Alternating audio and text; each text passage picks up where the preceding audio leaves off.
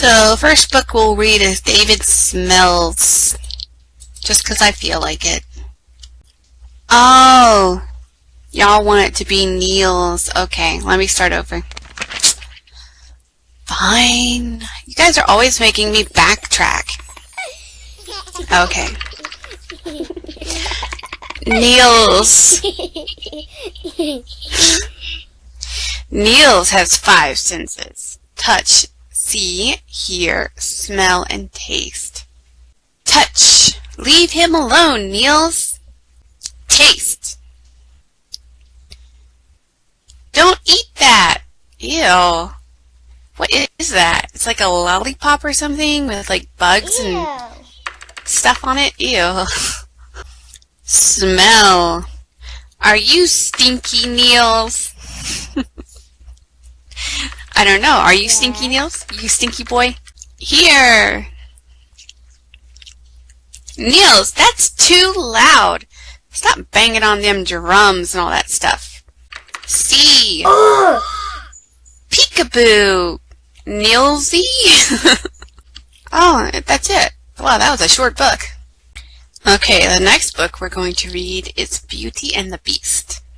Once upon a time, on a cold, stormy night, an old woman begged at a prince's door. She offered the prince a rose, but he selfishly told her to go away. Suddenly, the beggar magically changed into a beautiful enchantress, much to the prince's surprise. Then, because of his selfishness, she cast a spell on him, turning the prince into a hideous beast. The spell would be broken, and the prince would become human again only if he could learn to love another and earn that person's love in return. But who could ever learn to love a beast? Should we change the names of these characters to you guys? Hey, who wants to be Belle? Me! Okay. Who wants to be Gaston? Niels, do you want to be the beast? Okay. In a small village not too far from the beast's castle lived a young woman named Summer. Summer loved books more than anything. While everyone in town admired the handsome hunter, Gaston, Summer kept her nose buried in her favorite books. This bothered Gaston, for he intended to marry Summer.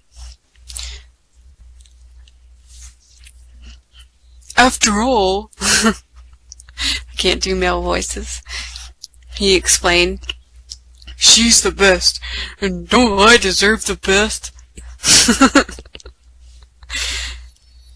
Summer knew that she could never care for anyone as conceited and as selfish as Gaston.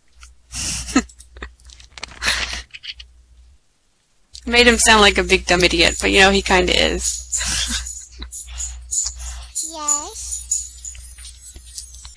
The villagers all thought that Summer was strange, and they thought that her father, Maurice, the inventor, was even stranger. Maurice was hard at work on his newest invention, a machine that chopped wood by itself. "You are sure to win first prize at the fair tomorrow, Papa," said Summer, seeing him off. "Goodbye, good luck." Poor Maurice never arrived at the fair, for he got lost along the way. Separated from his horse, Philippe, Maurice made his way to the beast's enchanted castle. In the castle, a talking clock named Cogsworth and a candelabrum named Lumiere greeted Maurice. The same spell that had turned the prince into a beast had also turned his servants into objects. The beast soon discovered Maurice and took him prisoner.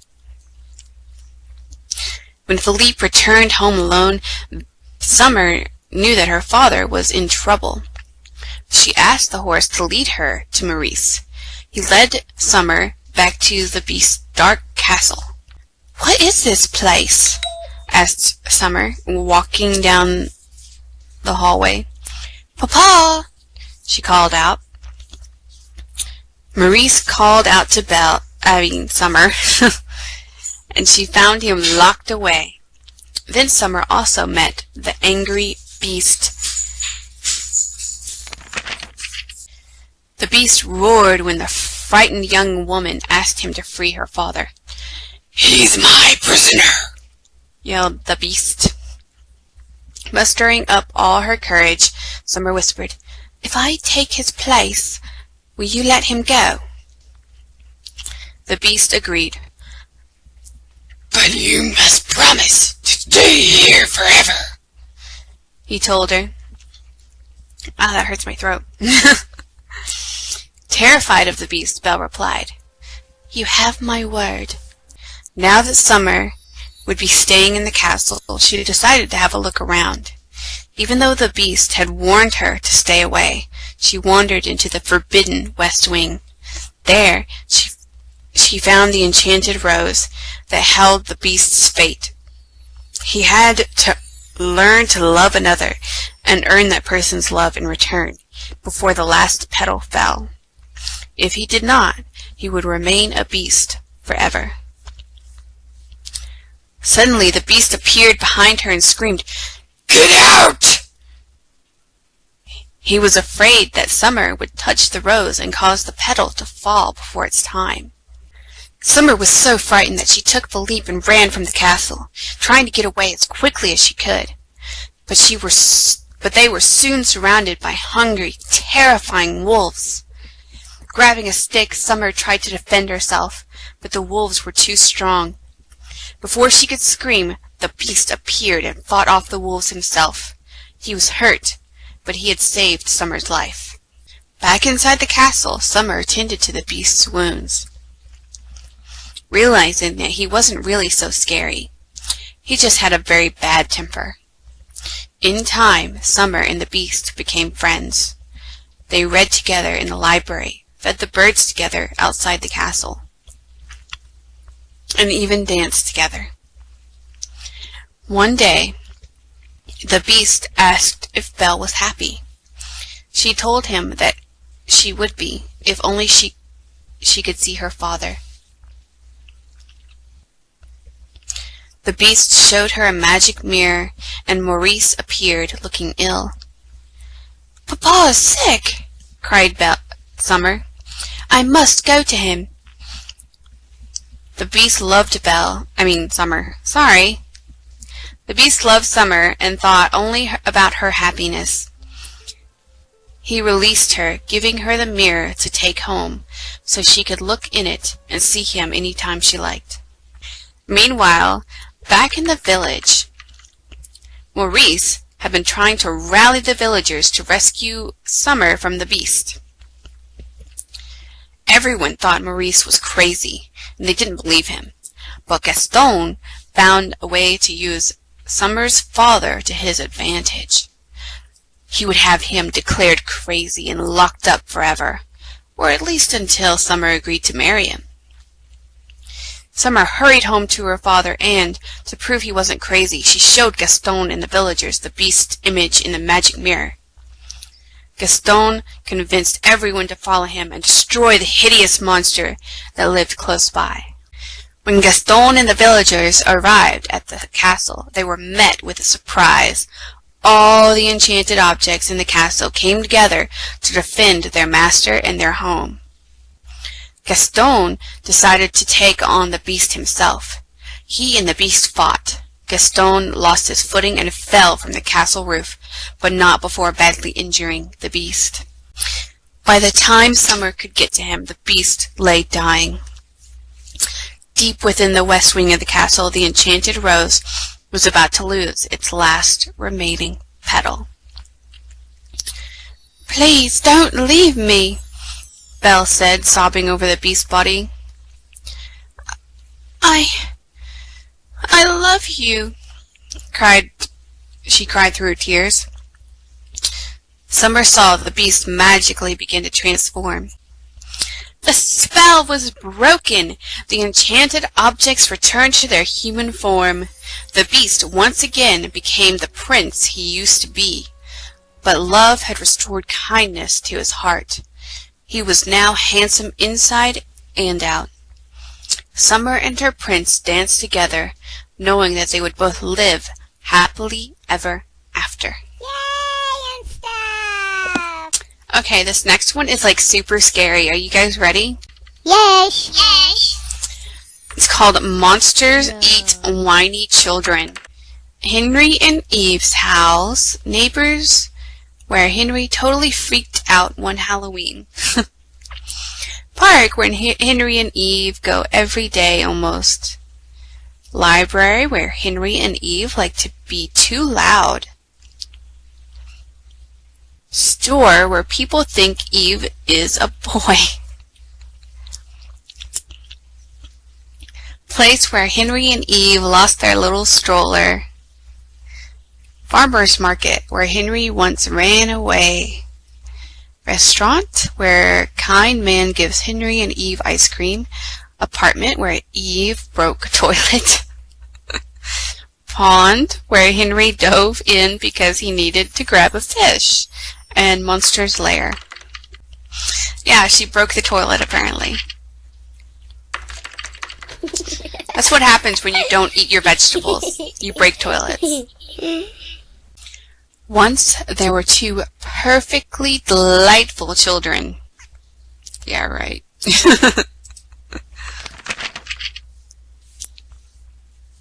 One is you, huh? Who were going through a terrible phase, which is to say they whined all day and night. I want to go outside, whined Henry. Outside, outside, whined Eve. Where's my phone? Whined Henry. No grilled cheese, whined Eve, and so on. Their kindly father warned them that monsters eat whiny children. They didn't believe him. So they whined and whined until finally one day a monster came and stole them away. Oh my gosh. He brought them back to his lair on the bad side of town. He began making a whiny child salad. I don't like sitting on lettuce, Henry whined. No wooden bowl, whined Eve. The monster made dressing, poured it on Henry and Eve, and called his wife in for dinner. She sampled the dressing and spat it out.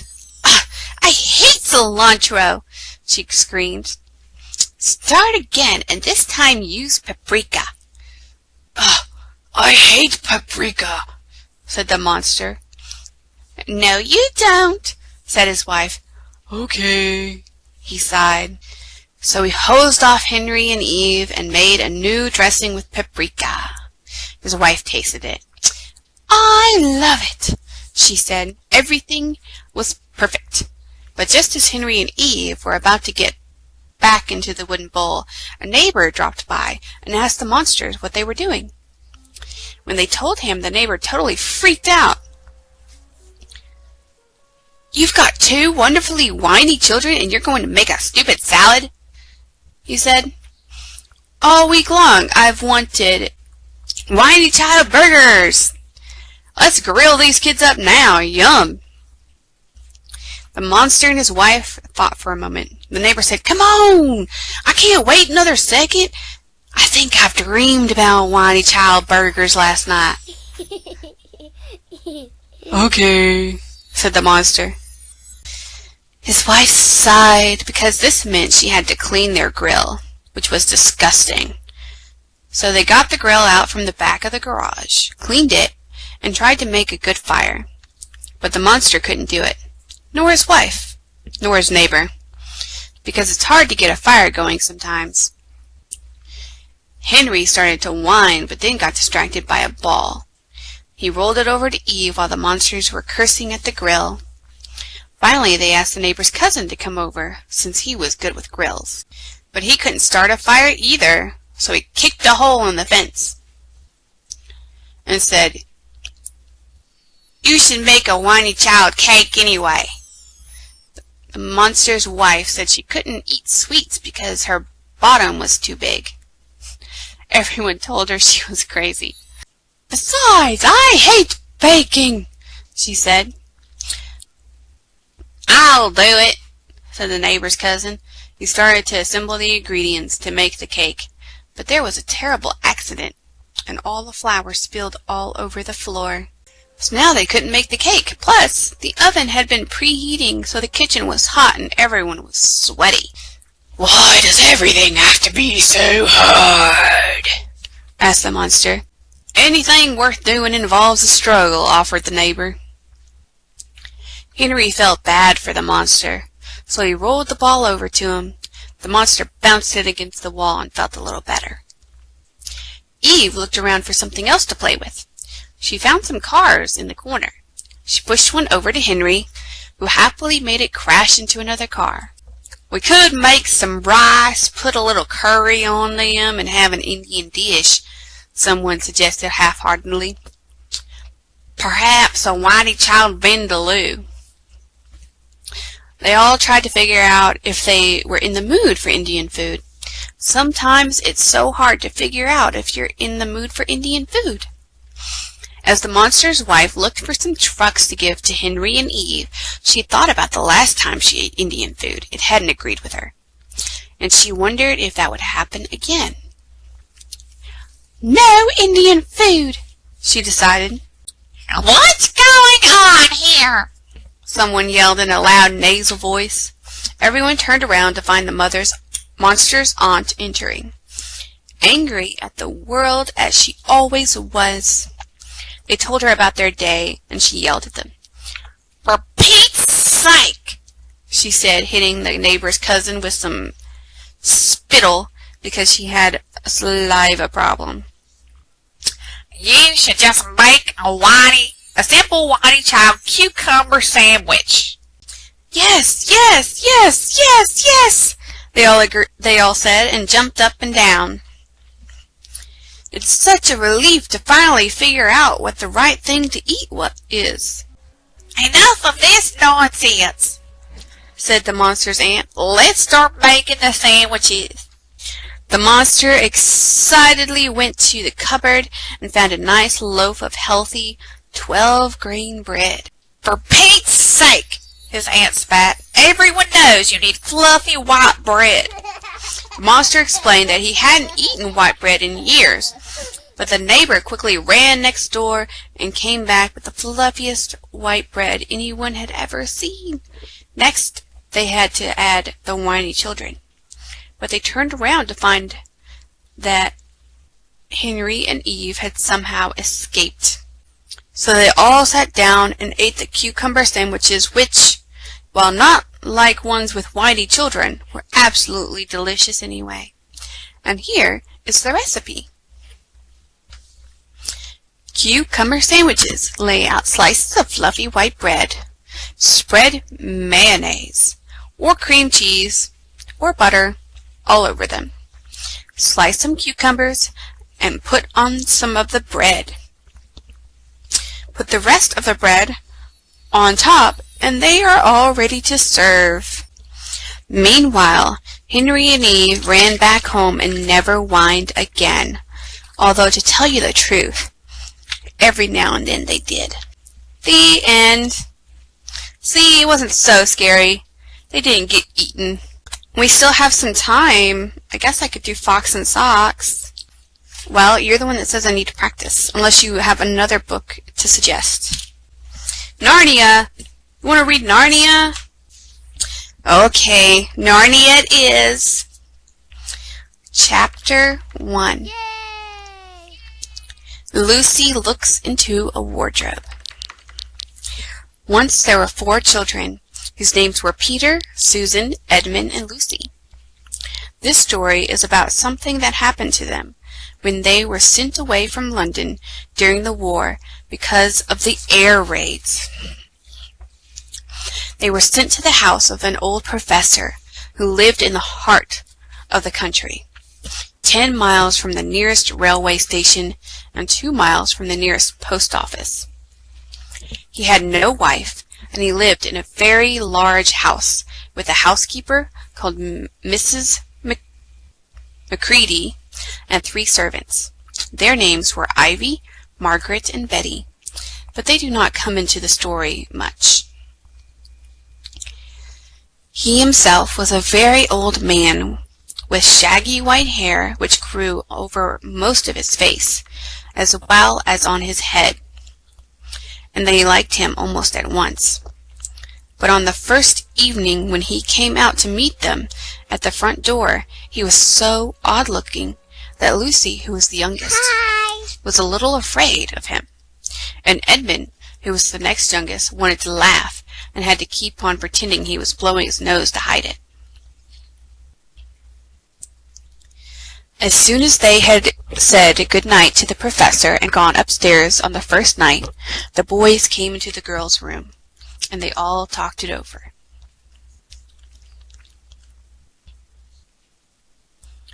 "We've fallen on our feet and no mistake," said Peter. "This is going to be perfectly splendid. That old chap will let us do anything we like." "I think he's an old dear," said Susan. "Oh, come off it," said Edmund, who was tired and pretending not to be tired, which always made him bad-tempered. "Don't go on talking like that." Oh, wait, oops. Sorry, my country accent came out. "Like what?" said Susan. "And anyway, it's time you were in bed." "Try and talk like mother," said Edmund. "And who are you to say when I'm to go to bed? Go to bed yourself." "Hadn't we all better go to bed?" said Lucy. "There's sure to be a row if we... Oh, wait. There's sure to be a row if we're heard talking here." "No, there won't," said Peter. "I tell you, this is the sort of house where no one's going to mind what we do.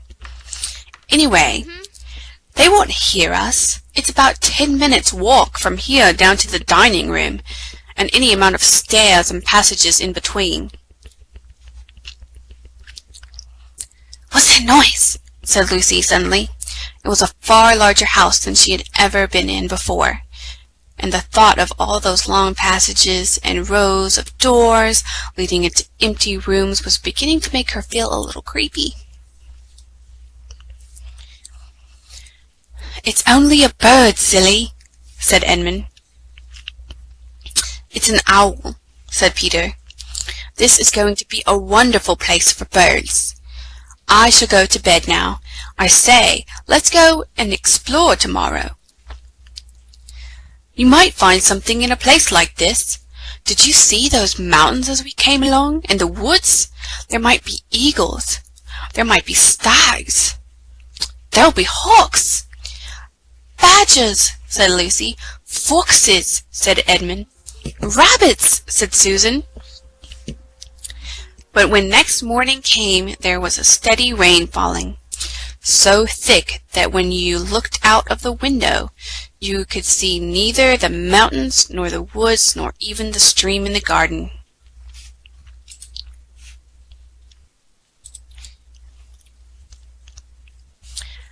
"Of course it would be raining," said Edmund, who had just finished their breakfast with the professor, and were upstairs in the room he had set apart for them. A long, low room with 2 windows looking out in one direction and 2 in another. "Do stop grumbling, Ed," said Susan. 10 to 1 it'll clear up in an hour or so, and in the meantime we're pretty well off. There's a wireless and lots of books." "Not for me," said Peter. "I'm going to explore the house."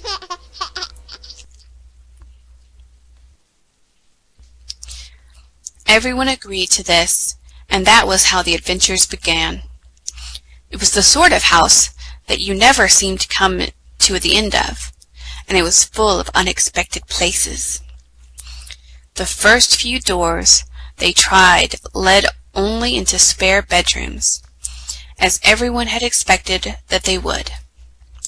But soon they came to a very long room full of pictures, and there they found a suit of armor, and after that was a room all hung with green, with a harp in one corner. And then came 3 steps down and 5 steps up, and then a kind of little upstairs hall and a door that led out onto a balcony. And then a whole series of rooms that led into each other and were lined with books, most of them very old books, and some bigger than a Bible in the church. And shortly after that they looked into a room that was quite empty, except for one big wardrobe, the sort that has a looking glass in the door. There was nothing else in the room at all except a dead blue bottle on the windowsill.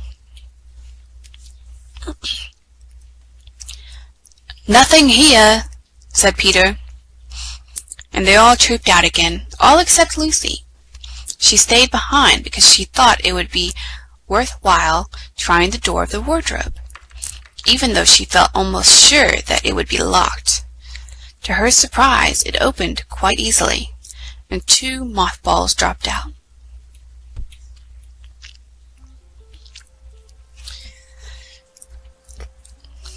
Looking into the inside, she saw several coats hanging up, mostly long fur coats.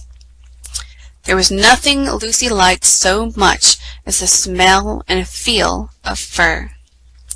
She immediately stepped into the wardrobe and got in among the coats and rubbed her face against them, leaving the door open, of course, because she knew that it was very foolish to shut oneself into any wardrobe. Soon she went further in and found that there was a second row of coats, hanging up behind the first one. It was almost quite dark in there, and she kept her arms stretched out in front of her so as not to bump her face into the back of the wardrobe. She took a step further in, then 2 or 3 steps, always expecting to feel woodwork against the tips of her fingers. But she could not feel it.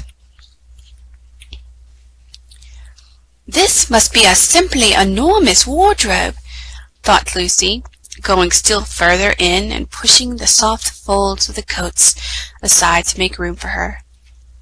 Then she noticed that there was something crunching under her feet. "I wonder is that more mothballs?" she thought, stooping down to feel it with her hand.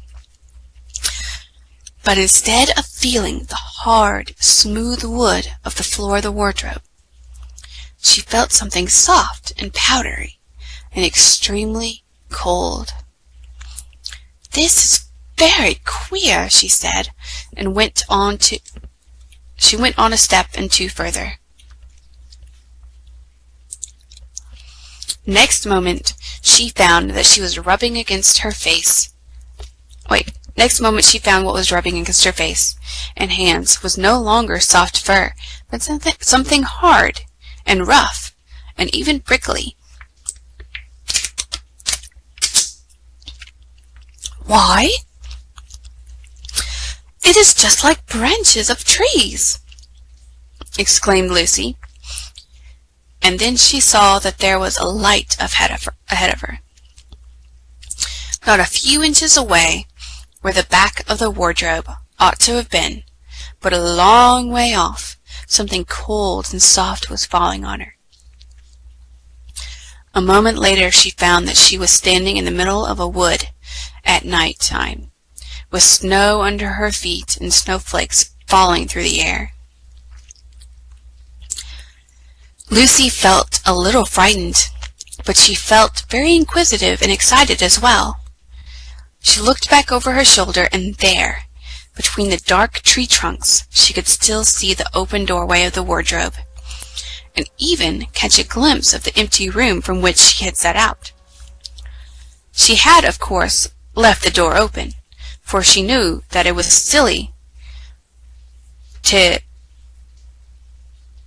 a very silly thing to shut oneself into a wardrobe. It seemed to be still daylight there, I could always get back if anything goes wrong, thought Lucy. She began to walk forward, crunch, crunch over the snow, and through the wood towards the other light. In about 10 minutes, she reached it and found it was a lamp-post. As she stood looking at it, wondering why there was a lamp-post in the middle of a wood and wondering what to do next, she heard a pitter-patter of feet coming towards her. And soon after that, a very strange person stepped out from among the trees into the light of the lamp-post. He was only a little taller than Lucy herself, and he carried over his head an umbrella, white with snow. From the waist upwards he was like a man, but his legs were shaped like a goat's. The hair on them was glossy black. Instead of feet, he had goat's hooves. He also had a tail, but Lucy did not notice this at first because it was neatly caught up over the arm that held the umbrella, so as to keep it from trailing in the snow. He had a red woolen muffler around his neck, and his skin was rather reddish too. He had a strange but pleasant little face, with a short pointed beard and curly hair. And out of the hair there stuck 2 horns, one on each side of his forehead. One of his hands, as I have said, held the umbrella. In the other arm he carried several brown paper parcels. What with the parcels and the snow, it looked just as if he had been doing his Christmas shopping. He was a fawn, and when he saw Lucy he gave such a start of surprise that he dropped all his parcels. Goodness gracious me! Exclaimed the fawn. And that is the end of chapter 1. So you guys are all free to go now. And it seems we have a long story to read for the next few weeks too.